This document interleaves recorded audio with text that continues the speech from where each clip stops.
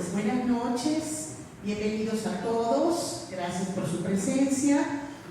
La revista Lectámbulos y pues el Ayuntamiento de Mérida, a través de este Centro Cultural José Martí, pues les agradece esta noche su presencia para celebrar, porque así decirlo, celebrar el nacimiento de un nuevo libro, además no de cualquier libro, sino de un libro que tiene una gran profundidad y como todo lo que hace nuestro querido amigo el doctor José Perules López. Así que un aplauso para recibir a nuestro autor.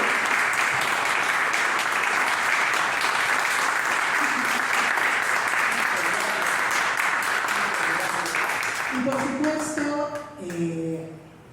también agradecer la presencia de quien nos acompaña en esa mesa, y quiero decirles, para mí es un honor. Yo soy Verónica García Rodríguez, escritora, directora de la revista Lectámbulos, pero para mí quiero decir que esta noche es un placer estar en esta mesa compartiendo la palabra con nuestro querido doctor, el doctor Perules, pero también con el doctor Raúl Vela Sosa.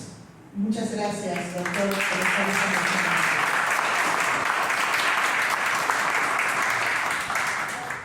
Así que iniciamos esta celebración, como les decía, porque siempre la aparición de un libro es motivo de fiesta, motivo de gozo, porque no solamente porque se da inicio a un diálogo que va a perdurar por el tiempo, ¿verdad? En el tiempo, esa punta o ese inicio, primeros pasos de trascendencia, que al final de cuentas es una de las preocupaciones o búsquedas humanas, sino porque hoy en día, en los tiempos que vivimos, en los que ya es un logro estar vivo después de la pandemia, para empezar, recibir un libro impreso es un tremendo esfuerzo, un logro en primera instancia del escritor al poder concluir una obra, presentarla y además el mérito de que sea ese empeño, de esa búsqueda porque esa obra se publique y, como les decía, en impreso. Realmente es un motivo de celebración. Así que bueno, por eso estamos aquí, el doctor Vela y yo, para compartir al menos nuestra visión de lectores felices de esta obra que presentamos hoy, que es La vida, sus encrucijadas y sensatez para vivir. Así que con esto quiero presentar a quien es economista con maestría en enseñanza y doctorado en comercio internacional, ha sido director de la Facultad de Economía de UADY, presidente de la Academia Yucatanense de Ciencias y Artes, rector fundador de la Universidad Tecnológica Metropolitana, secretario de la Cultura y las Artes de Yucatán. Actualmente es miembro de la Red de Docentes de América Latina y del Caribe y secretario técnico de la Sociedad Centroamericana de Investigación. Pero sobre todo, un gran amigo y a quien tenemos toda la confianza del mundo, el doctor Raúl Vela Sosa. Bienvenido, doctor Raúl.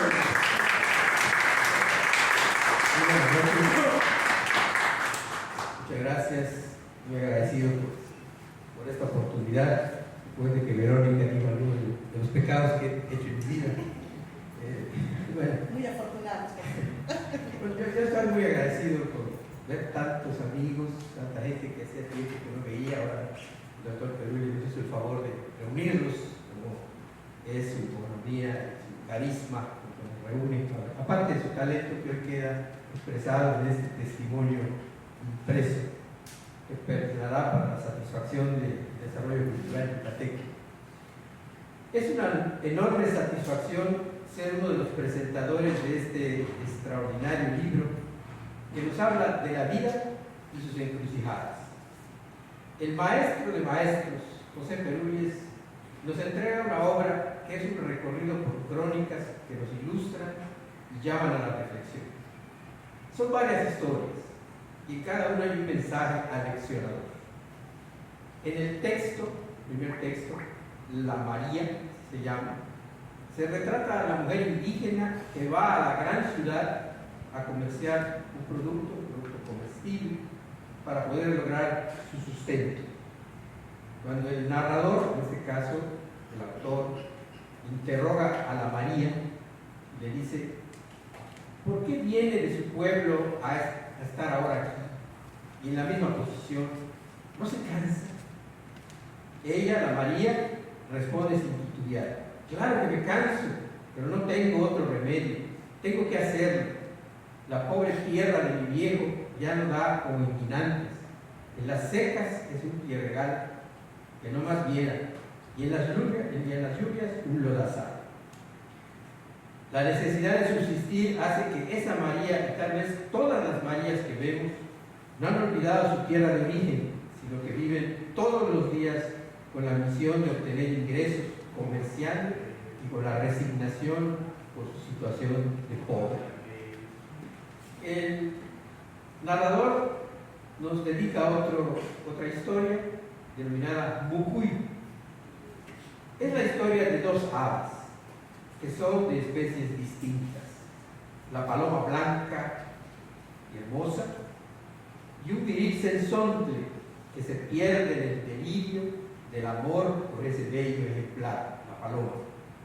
Hace hasta lo imposible por impresionar a la paloma, quien llega a reconocer que su corazón late de manera diferente ante su enamorado, pero que prefiere sacrificarse que aceptar que dos distintas especies se crucen burlando a la naturaleza.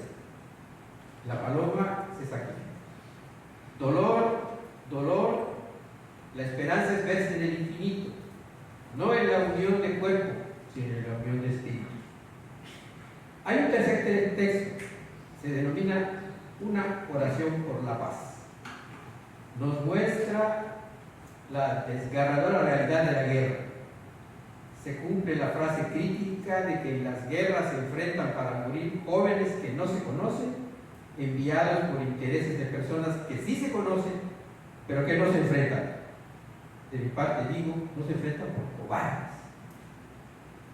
La palabra de la madre que recibe los honores ante la muerte de su hijo soldado en la guerra, las imagina el autor cuando escribe: te digo la verdad, hijo de mi alma, habla la mamá. No puedo creerles, me niego a creerles. Siento que sus palabras son una enorme mentira que envuelve un cinismo lleno de mezquindad. ¿Por qué no van ellos a la guerra?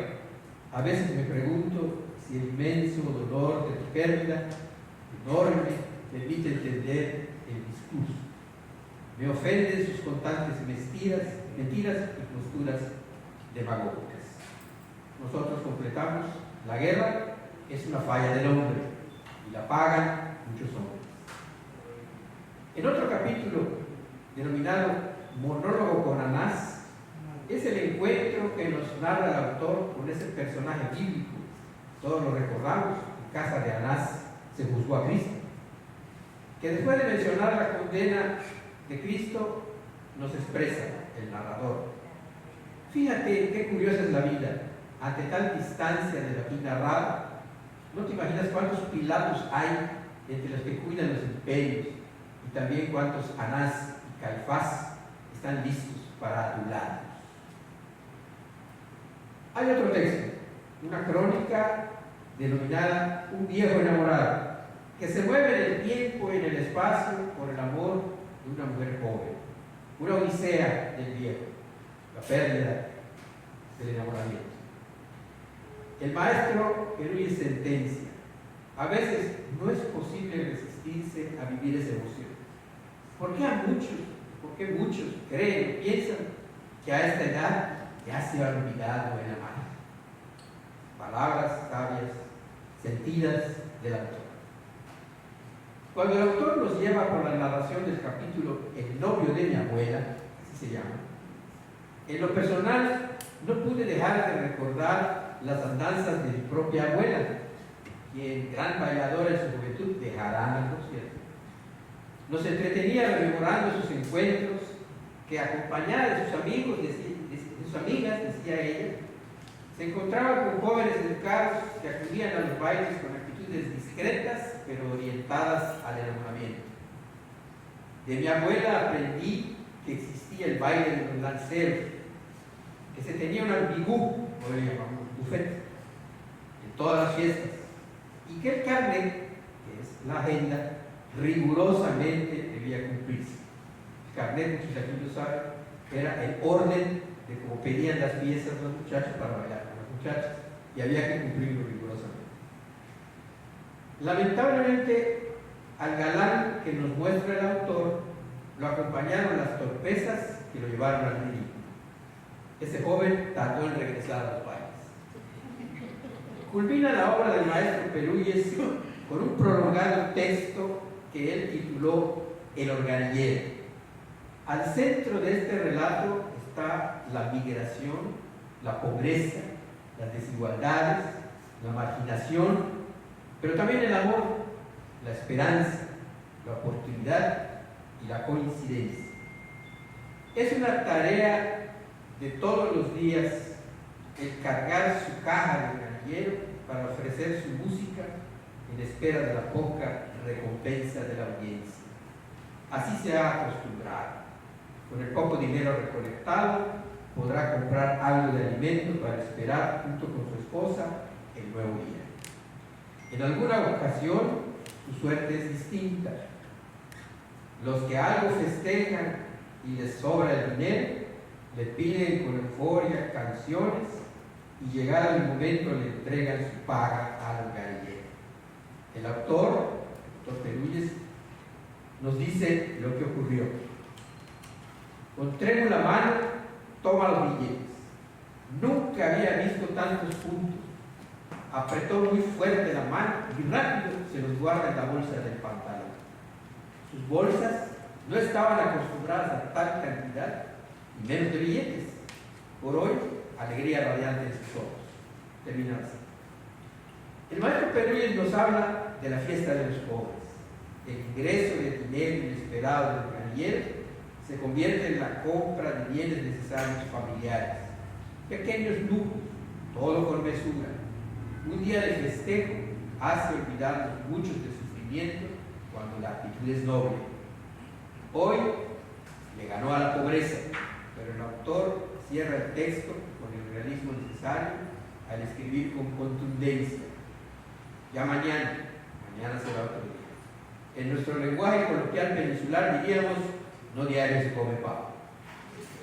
El autor nos comparte en este libro, importantísimo texto para mí, lecciones, aprendizajes, encrucijadas, sensatez para vivir, como dice el título. José Perúyes tiene una redacción envidiable, un lenguaje pulcro, un estilo especial para llevarnos de la mano y en cada historia imaginar el entorno y los gestos de los protagonistas. Lo hemos conocido al autor por la puntualidad y pertinencia de su crítica en temas geopolíticos. Hoy lo disfrutamos en este libro que muestra a los protagonistas en su situación, pero definida por su condición. El maestro Perúyes construyó desde el recurso literario 6 obras con rigor envidiable, pero también con un enorme sentimiento hacia la vida y el amor. Permítame decirlo, el maestro Perúyes es también un romántico y un soñador, como lo son aquellos que su inspiración les viene de sus nobles sentimientos. No ignora las tragedias sociales, pero transmite esperanza y profesa con fe. Gracias, maestro Perúyes, por sus aportaciones. Los invito a adentrarse en este libro para encontrar una lúcida y entretenida narrativa, llena de aprendizajes, que junto con otros materiales que ha publicado el maestro Perúyes, es todo un conjunto que yo le denominaría, parafraseando el clásico libro de Carlos Castañeda, yo lo llamaría Las enseñanzas de Don José. Gracias.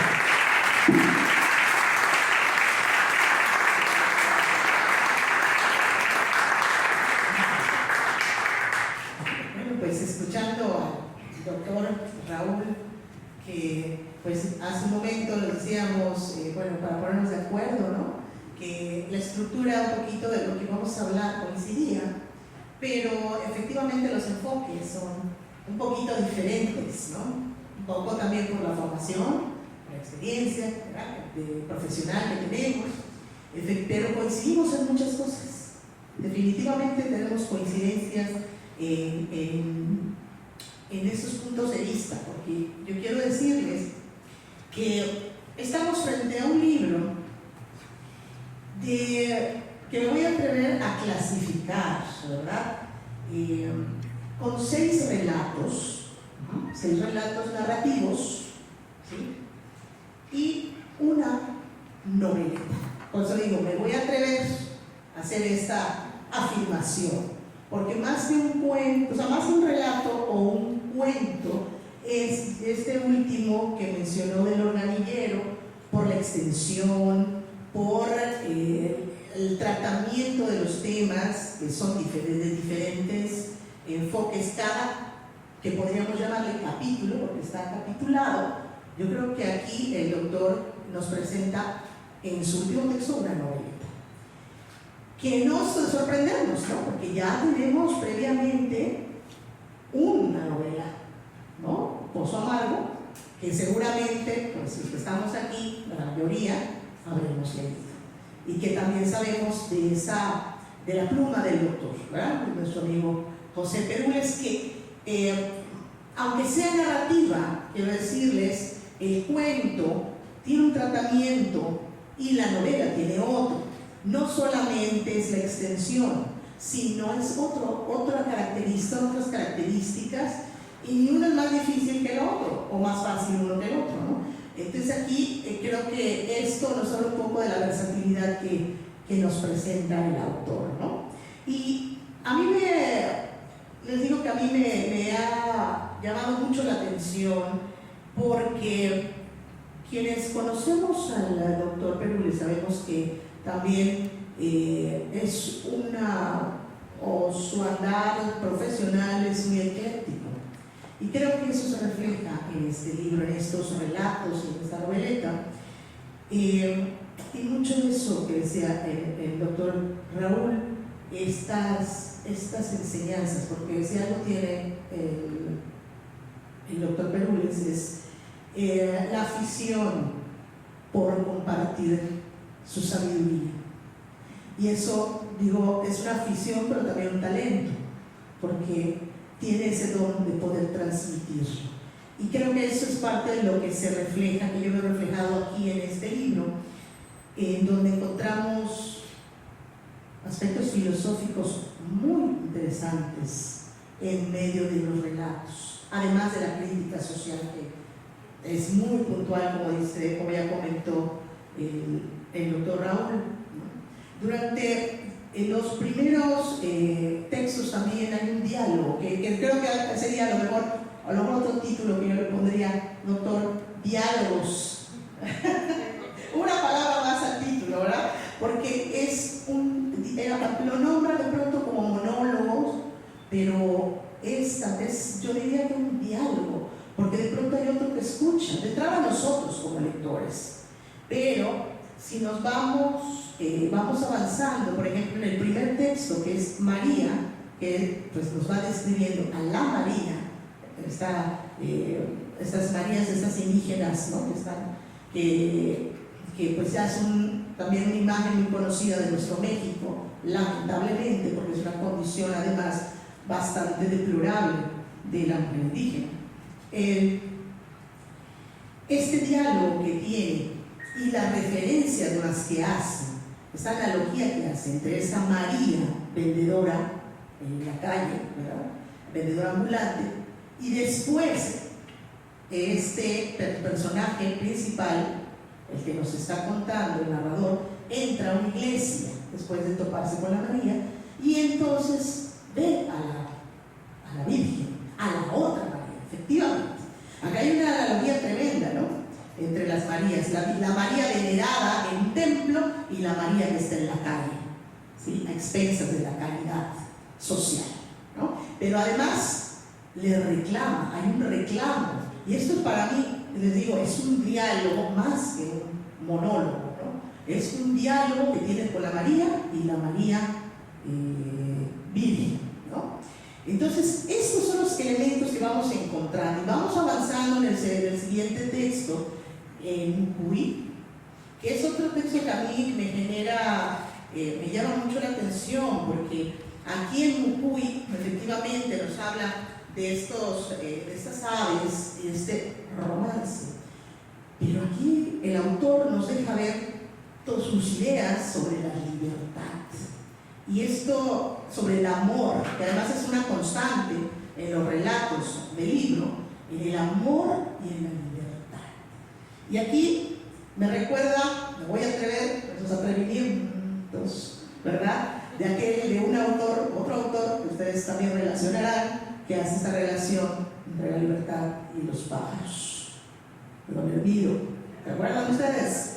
Es el líder en un vaivén de una rama. Pero aquí José Pérules nos dice: todos piensan que los pájaros somos libres porque nos ven volar, pero eso es falso. El bosque tiene límites que nos aprisionan como cárceles, y de esas invisibles mallas no pueden salir. En mi desesperación por huir, hice cuanto pude para romperlas. Todo fue en vano. Terrible sentencia, ¿no? Entonces, esos son estos momentos, digamos, donde José Pérules nos habla de cuáles son estas ideas filosóficas que de mucha profundidad. Y más adelante, en el mismo relato de Mucuy, nos dice también la lucha desesperada por su sobrevivencia. Y ojo, esto es a partir del amor, esa relación amor-libertad. La lucha desesperada por su sobrevivencia ahora se da en su corazón de paloma enamorada. Una fragorosa batalla que se inicia con más saña que antes.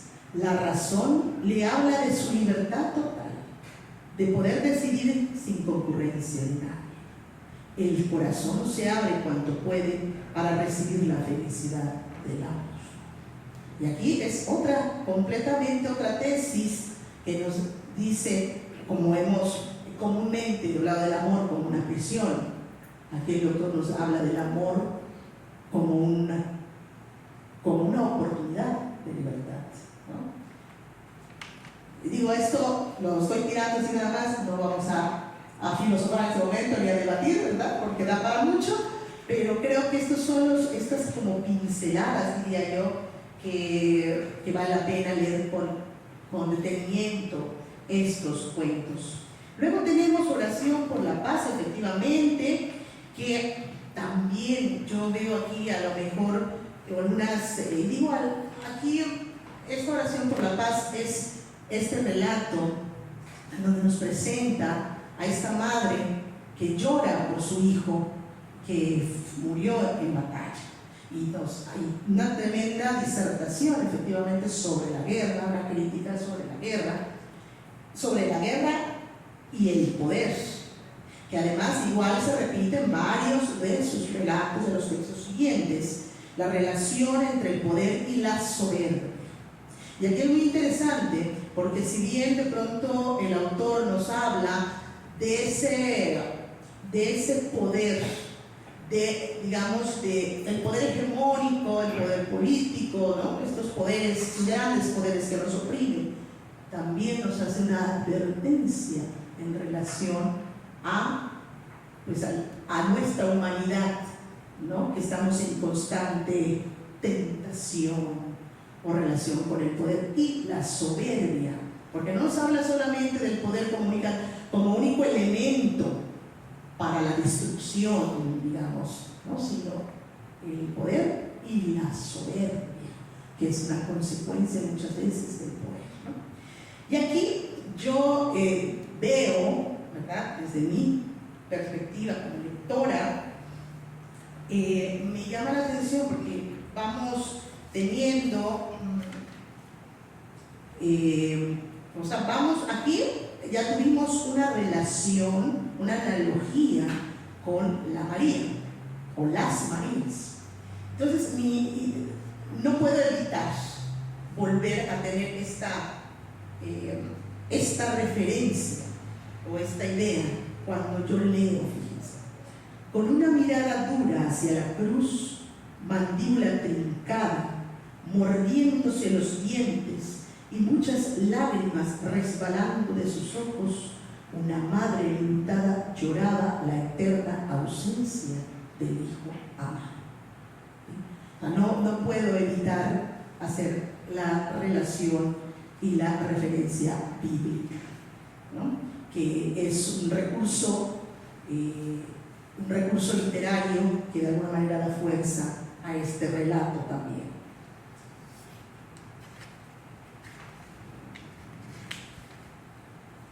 Y si es muy duro cuando sentencia, cuando dice: cuando te fuiste a la guerra, hijo mío, me dijeron que lucharías por un mundo mejor y más justo. Otra referencia que podemos de alguna manera relacionar con diálogo, con algo que a lo mejor le diría una María, ¿no? La Madre María, ¿no? La Virgen María a su hijo, que también luchó y fue a luchar una guerra que a lo mejor pues no ha tenido los resultados, ¿no? Después los resultados esperados por la humanidad, ¿no? Porque luego además nos dice: la humanidad vive cada vez peor, sigue hablando la Madre, y me pregunto reiteradamente: ¿de qué sirvió tu muerte? Entonces, estos elementos que parecen que están perdidos o escondidos en el relato, en la narrativa, son elementos literarios que vienen a darle fuerza y cohesión y nos hacen sentir estos textos, o al menos este del doctor Perures. Y bueno, no puedo dejar de mencionar el final, en donde cuestiona y donde dice: espero que la guerra no llegue. ¿A quién le sirve? Y estas frases, estas oraciones son muy fuertes, porque creo que nosotros seguimos viviendo, pero siempre queda este temor, o al menos esta esperanza de que la guerra no llegue, porque sabemos que al menos la amenaza está, y de un día para otro las cosas pueden cambiar, como Margaret Atwood nos lo demostró, nos lo muestra en La Criada, el cuento de La Criada, donde de un día para otro toda la sociedad, es una distopía, ¿no? Pero de la sociedad norteamericana de pronto se convierte en un estado totalitario, ¿no? Y es eso, es estar alertas, ¿no? Estar alertas porque lo que tenemos en cualquier momento lo podemos perder. Luego sigue, por supuesto, este monólogo con Anás, que pues es otra referencia bíblica muy importante, que es otro diálogo, es el recurso, digamos, que se sostiene durante todo el relato, y que bueno, aquí pues no voy a hacer más, no me voy a detener aquí, porque pues ya el doctor Vela hizo el comentario muy pertinente, ¿no? Pero sí nos habla aquí, sobre todo es donde nos habla sobre el poder y la soberbia, ¿no? Donde reclama, habla de Poncio Pilato y dice: hoy se lavan las manos con sangre. ¿Quiénes? Los poderosos, los dueños del mundo, ¿no? Mientras más poderosos, más soberbios, ¿no? Ahí tenemos. Luego tenemos otro texto que es una sorpresa hermosa, que es El viejo enamorado, que es una metáfora de la vida, profundamente filosófico.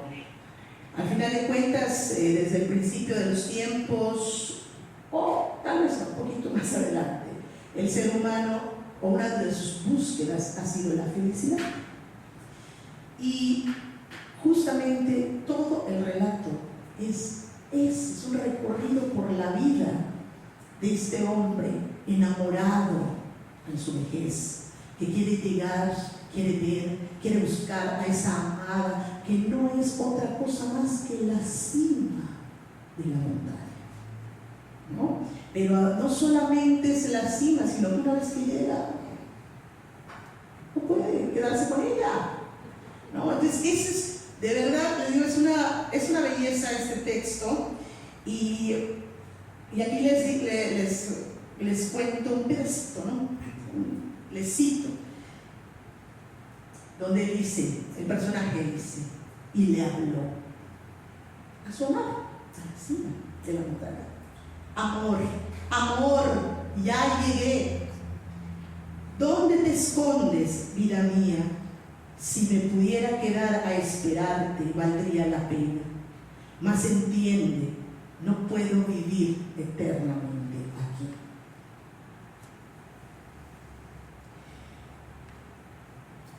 Luego más adelante, mucho más adelante, nos dice, porque aquí nos habla eso, de la fugacidad, de lo fugaz que es la felicidad. Luchamos mucho para alcanzarla y cuando tenemos un momento, un instante, nada más. Y luego dice, gracias silencio, porque nuevamente te he encontrado. Porque en estos momentos disfruto todo lo que he vivido. Tal vez hubiera sido feliz de quedarme en la cima. Siempre es mejor vivir en este espacio que es mío, encantador, disfrutable. He llegado a la vejez, he completado mi ciclo. Profundamente filosófico y de verdad, por eso decía esta manera tan peculiar de José Perúlez de compartir esa sabiduría que pues solo la vida te puede dar, ¿no?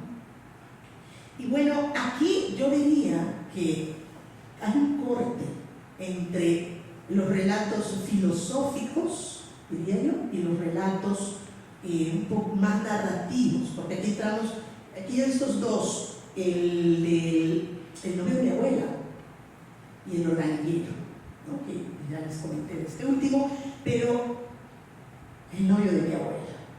¡Ah, qué texto! Yo creo que aquí es un relato, un cuento, aquí sí yo creo que podríamos hablar, que estamos frente a un cuento.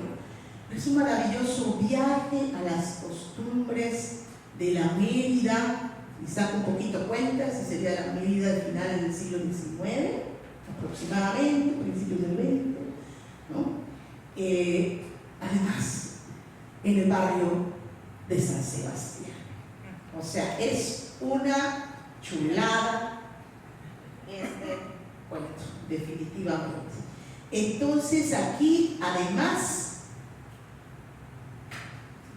bueno, ya como cambié de hoja, porque yo tenía aquí algunas preguntas que hacerles. Y creo que, y esto por cuestión generacional, palabras que son, pero ya no las tengo aquí, se las haré después. Y porque hace un ratito comentaba, doctor, usted decía el carnet, una familiaridad, ¿no? El carnet como y pues a lo mejor muchos y muchas que estamos aquí, pues sí sabemos del carnet. El carnet de Cristo. O del seguro social, ¿verdad? No, pero aquí veo una jovencita, por ejemplo, y yo estoy segura que no tiene ni idea de qué significa ese carnet, ¿verdad? Y eso ya hay palabras y hay situaciones antiguas, ¿verdad? Que son precisamente un pretexto precioso para poder compartir con los jóvenes. Esas costumbres, esos momentos que hoy además en Netflix está ahí los Bridgerton, ahí podemos ver el uso del carnet, que está tan de moda, pero aquí también se está usando. Y creo que aquí es un pretexto bellísimo para poder platicar y que nos cuenten y contarles a los jóvenes precisamente de de lo que se vivía y cómo se vivía en esas fiestas. Que además este texto me parece que puede ser leído de verdad y disfrutado por las nuevas generaciones, porque además es gracioso, es ágil. Bueno, yo realmente estoy muy contenta, muy feliz de ver este libro que haya salido a la luz, doctor, y además tener el honor, el placer de poder compartir estas pequeñas y breves notas con ustedes. De verdad, muchas felicidades, muchas gracias.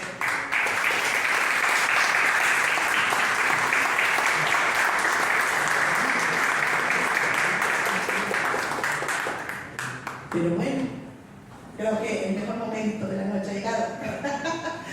El momento de verdad, bueno, ya creo que hemos dicho bastante del doctor, que bueno, además de ser geopolítico, ¿verdad? Geopolítico, crítico social, luchador social, terapeuta, además, ¿verdad? Escritor y además colaborador de la revista Lectángulos, que tengo a bien presumir. Invitarle por favor a que lo sigan, pero hoy está aquí como autor de este libro que hoy ve la luz, La vida, sus encrucijadas y sensatez para vivir. Doctor Perules, el micrófono es suyo. Muchas gracias. Un aplauso, por favor.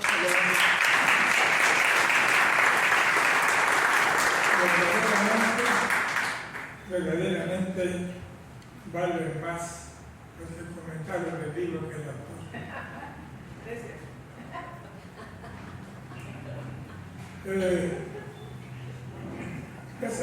Es algo interesante poder presentar un libro. En primer lugar, hacerlo.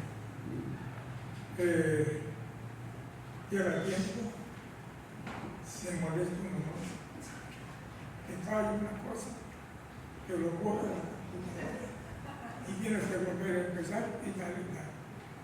Pero antes de seguir, quiero por favor agradecerles al doctor Raúl y a la maestra el que estén aquí haciendo el honor de presentar este libro. Asimismo, quiero agradecerle al maestro Jorge Pana la posibilidad de que me hizo el honor de regalarme el prólogo del libro. A mi esposa, a mi hija Patricia, que estuvieron aquí conmigo, a mi enfermera, que está allá atrás, acompañada de su hijo, que me cuida porque no me pasa nada. A mi reporte que vino de México, para que vean cómo era yo. Ahí está, vean, para que vean cómo era yo. A ustedes les agradezco mucho esto. A mis amigos, tanto del desayuno de los domingos, fin de mes, en donde convivimos y confrontamos a veces ideas bastante contrastadas, pero siempre con mucho afecto. Y mis compañeros contertulios nos reunimos en la casa del maestro Limar Villegas. Allí he aprendido, con ellos he aprendido, porque hay que aprender en la vida, perdón, a poder tener las ideas, construirlas, conservarlas y producirlas. Yo me voy a concretar, con el permiso de ustedes, a hablar de los escenarios en donde cada una de estas narrativas se dieron. Porque los escenarios son reales. Las historias pueden no serlo, ¿verdad? Son inventadas, pero los escenarios reales. La María. Mi esposa trabajaba en una escuela que se llama República de Argentina, que estaba justamente en las calles de Argentina, allá en México. Yo llevaba a su escuela, la dejaba y regresaba caminando. Yo trabajaba entonces en la Dirección General de Institutos Tecnológicos. Entonces, mi regreso era siempre ha sido desesperado, no sé por qué, ¿verdad? Pero bueno, ese día iba caminando lento y vi a una mujer sentada, una María, pero no una María como muchas, sino una María que no paraba. Sus manos parecían libélulas, fue la playa y déjate eso, y pon aquí, pon allá. Y yo me quedé viéndola. Y dije, bueno, y me empecé a imaginar un diálogo con esa mujer. Y luego conocí a Natacuino por las Marías, que se iban al mercado de los domingos a vender sus pavos, sus gallinas, todo lo que estaba ahí. Entonces empiezan a entender la dinámica de esta sociedad. Si las Marías no existieran, nosotros no tendríamos la ilusión de estar más arriba de ellas. Eso es lo que la María significa. El veneno, la escoria de una sociedad rica, no porque nosotros seamos ricos, pero rica para poder diferenciarse de una situación crítica como la que esa pasa. Y entonces hay un reclamo justamente al final, se lo dejo para que lo lean, si se lo digo no lo van a leer. Hay un reclamo muy interesante, no porque ya lo han hecho, ¿verdad?, sino muy sentido de cómo el autor le reclama a la Virgen, ¿verdad?, por qué los abandona. Si hay en ese diálogo, en la Mucuy, este es un relato que ocurre en un tránsito que hay de Chancenote, allá detrás de Tizimín, a San Pedro Chamash, que está entre Tizimín y lo que viene siendo Quintana Roo. Y allí caminaba yo. Había sol y lluvia y todo. Y me llamó la atención porque, sí, señor, yo venía entonces de un lugar muy alejado, muy distinto, y trabajando allí, pues se me quedó grabada, y aún conservo esa imagen de ese tránsito, ¿no?, de los campesinos, de los milperos, de los que van a cortar leña, de las casas ahí. Bueno, es una imaginaria extraordinaria. Y muy, pues es un amor imposible. Imposible que un pájaro conviva con una paloma o viceversa. Pero de todas maneras, siempre es una historia interesante. Y la oración por la paz. Mi hijo nos manda su compañía a trabajar a un área en Nueva York y nos invita y fuimos. Y dentro del paseo, después de que se destaca la libertad, que es el viento, el frío y todo eso, fuimos a conocer el cementerio ese.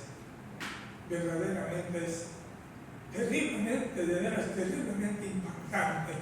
Es una alfombra verde, como si todos los días hubieran 100 o 1000 trabajadores procurando que no se levanten del despacho donde están.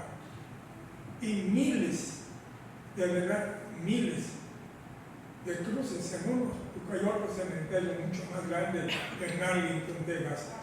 Miles de lugares señalados con nombre, edad y todo de cada combatiente. Y entonces van las madres y se sientan allá junto a la cruz o junto al hermano nuestro a reclamar lo que nadie va a escuchar más que ellos. Y entonces yo hago me adopto en un momento dado detrás de la madre, y la madre está reclamando de manera acta a su gobierno. Y en ese reclamo grave que le hace a su gobierno, ¿verdad?, le dice que por qué se lo llevan al frente. Y dice la madre: te digo mi verdad, hijo de mi alma, no puedo creerles, me niego a creerles. Siento que sus palabras son una enorme mentira que envuelve con cinismo y llanto, por mezquindad. ¿Por qué no van ellos a la guerra? ¿Por qué no van los suyos? ¿Por qué no exponen su vida a la de los hijos para salvar a su patria?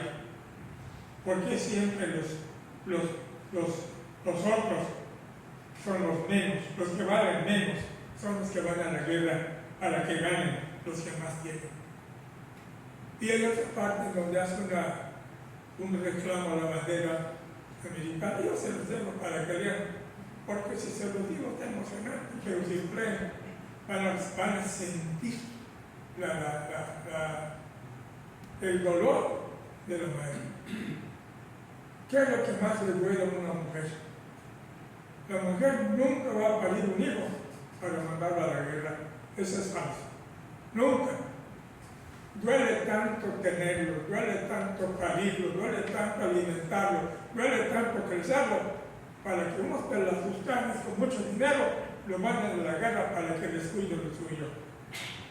Entonces, ese es el dolor que está allá de la madre. En el monólogo de Anás, creció una polémica del amigo el doctor Vela en el mercado. ¿Qué es lo que le reclama Anás al nazareno? ¿Por qué rompiste mi mercado? ¿Qué hacían los liberales hace menos de 6 años? Lo mismo.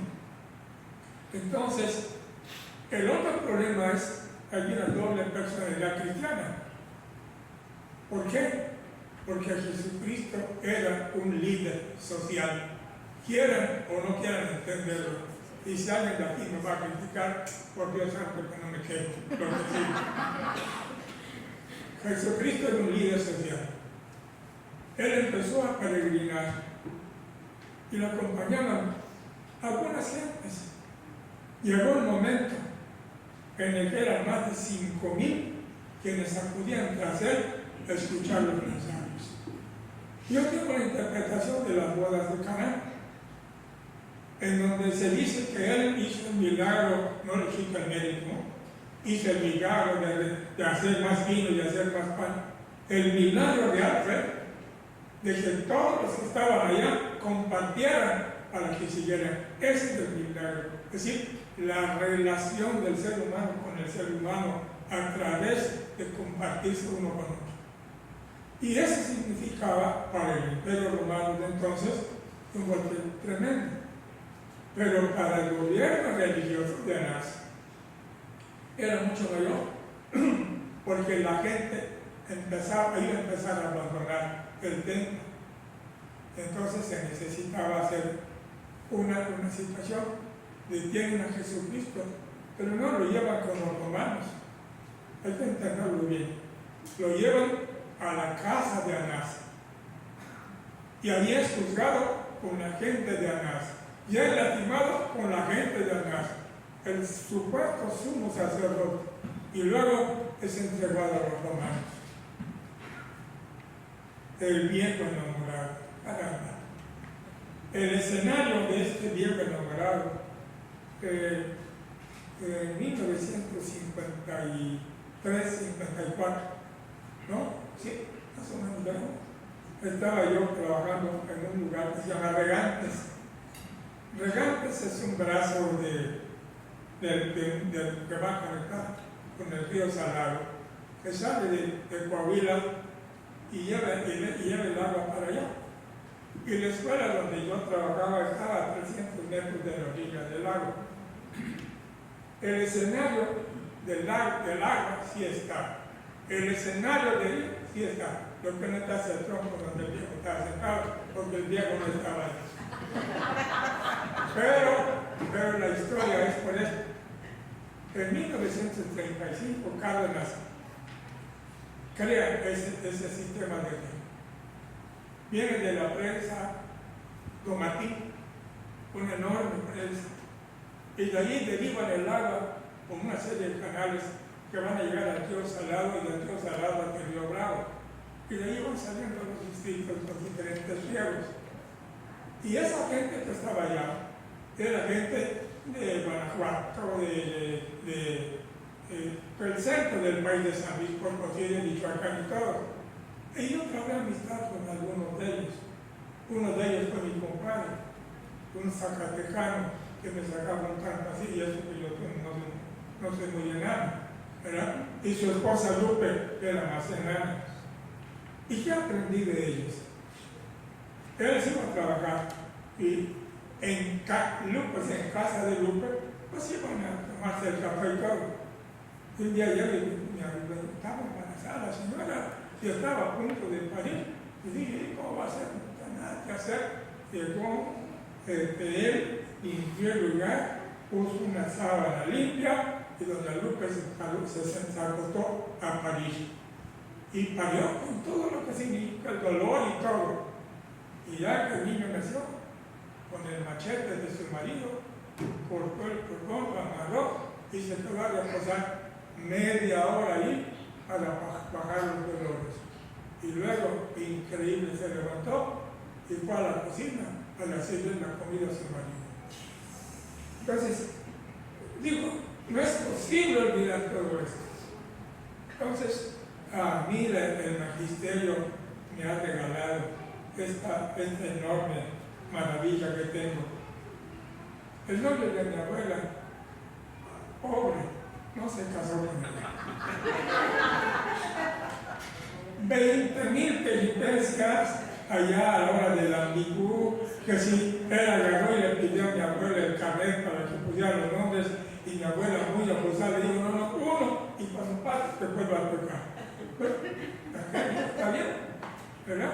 Y después, ya que termina todo, van a el ambigú, y él allá, muy bien, mesero, sirve para todos, buen vino y no sé qué. Y el pobre, en ese proceso del ambigú, no les cuento lo que pasó, pero vean. El organillero es un homenaje, siempre he sentido, y con mi esposa siempre lo estaba hablando. Me duele porque lo conozco de hace muchos años. El hecho de que el migrante tenga que dejar lo suyo para buscar en otro lado lo que muchas veces me encuentra.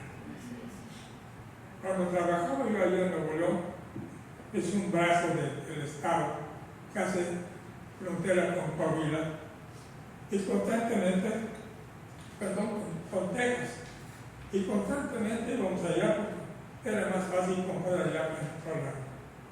Y como no había pasaporte, sino con la credencial de nación no pasaba, pues bien. Y allí yo veía a los del pueblo donde yo trabajaba, con 2 canastas bien cargadas, y la abuela allá adelante llevando la orden, y ellos cargando y descargando. Es decir, el trabajo duro lo hacen ellos. En los campos, el trabajo duro lo hacen los migrantes. Es decir, el migrante en el mundo que empezó hace algunas décadas a ser problema, hoy es el conflicto número 1 del mundo, independientemente de las guerras. La migración es el gran problema. Pues bien, a través del organillero yo hago un homenaje a estos migrantes. Es un hombre que sale de las tierras del sur, en donde tiene que dejar, no da la tierra, los patrones no pagan, y entonces tiene que salir a buscar dónde hacer algo, dónde trabajar, dónde vivir. Son mis jóvenes, él y su mujer, y van, y llegan, y buscan dónde vivir. Por allá aparece un pedazo de casa que estaba abandonada en un cerro, y ahí se metieron, porque antes dormían bajo los puentes del tren. Y allí van creciendo, se van formando. Y hay una lucha, en serio, de verdad, esta es real, una lucha del hombre contra Dios. ¿Por qué me traes aquí y por qué no me ayudas? A ver, si tú dices que tienes muchos ojos, ¿por qué no me ves? ¿Sabes dónde estoy? ¿Sabes cómo visto? ¿Me puedes decir cómo estoy vestido? A ver, dime. Y este reclamo, que pareciera simpático, en el fondo lleva una carga emocional profunda, dolorosa, amarga. Y así va pasando el tiempo él buscando aquí, allá, allá, a veces centavitos, a veces nada, y llegar a su casa y con tortilla quemada hacer un café que no era café y buscar cómo vivir, y la desolación, porque para poder llegar a donde tenía que ir, y la cajota esa, tenía que bajar temprano donde está el camión, y bueno, cuando lo vean, van ustedes a ver lo que sufre mi individuo. Pero, de verdad, me siento profundamente agradecido de ustedes. No pensé que tanta gente, amigos, conocidos, estuvieran aquí compartiendo conmigo estas cosas así, que a veces salen, ¿verdad? Salen, ¿no? Y les anuncio, el doctor ya me puso en la tarea, escribiendo novelas de pareja. ¡Qué barbaridad!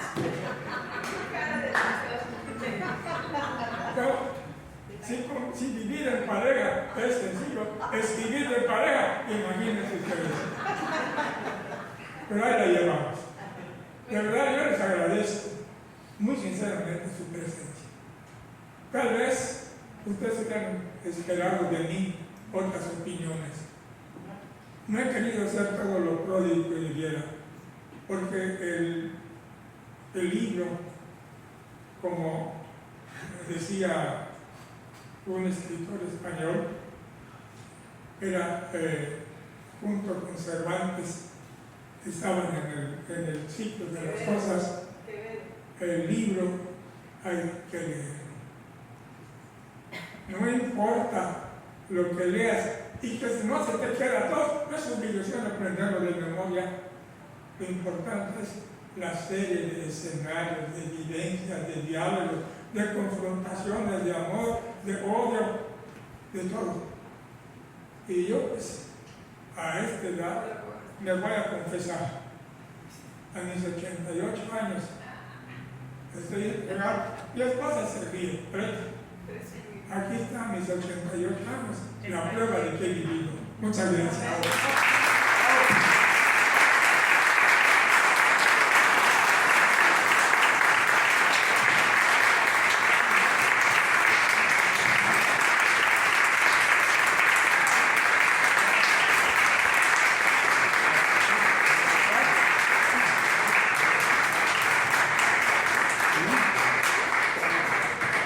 Efectivamente, la muestra que está, como yo les decía, es compartir esa experiencia de vida, además de un maestro. Qué mejor que eso.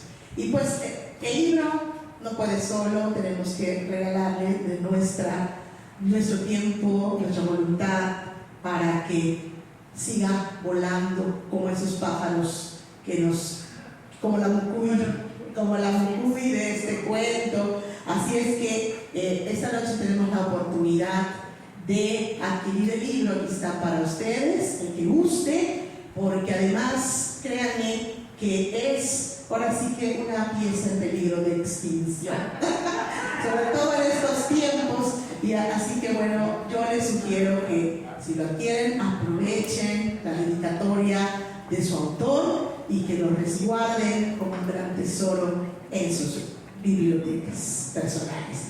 No me queda más que agradecer al licenciado Josué Morales por este espacio, al Ayuntamiento de Mérida y a nombre de la revista Lectámbulos, que les esperamos. Por favor, se busca así, con ese nombre, Lectámbulos en móvil, donde pueden leer los artículos del doctor Perules, nuestro autor. Por favor, no me queda más que darle las gracias y desearles una